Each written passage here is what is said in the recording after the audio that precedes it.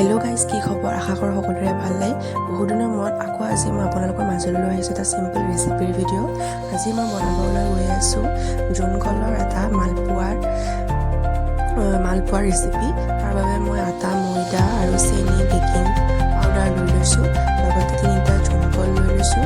লৈ পেলাই ধুনীয়াকৈ অকণমান পানী দি পেলাই মই মিশ্ৰণ এটা বনাই লৈছোঁ। ধুনীয়াকৈ বনাই লৈ কেৰাহীত ধুনীয়াকৈ তেল দি পেলাই গৰম হ'বলৈ দিছোঁ। এতিয়া মই মালপোৱাখিনি দি দিম তেলত।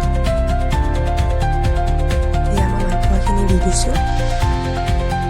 একেলগে বহুত দি নিদিব, 4টা বা 3টা এনেকৈ দিব।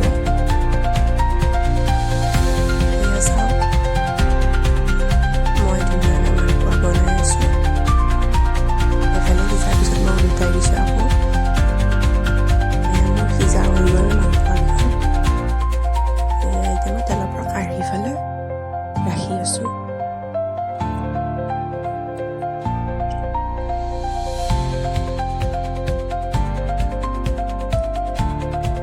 আপোনালোকে ঘৰত এনেকৈ ট্ৰাই কৰি চাবচোন, খাবলৈ বহুত টেষ্টি হয়। ময়ো প্ৰথমবাৰে বনাইছোঁ, মোৰ শাহুমায়ে শিকাই দিছে। আপোনালোকে এবাৰ ট্ৰাই কৰি চাব, খাবলৈ বহুত ভাল লাগে। আৰু যদিহে মোৰ চেনেলত নতুনকৈ আহিছে তেনেহ'লে প্লিজ ছাবস্ক্ৰাইব কৰিবলৈ নাপাহৰিব। লগতে মোৰ ভিডিঅ'বোৰ চাব, কেনেকুৱা পালে জনাব কমেণ্টত, আৰু লাইক কমেণ্ট লগতে শ্বেয়াৰ কৰি দিবলৈ নাপাহৰিব। এয়া চাওক, এতিয়া মই আকৌ বেলেগকৈ বনাই আছোঁ।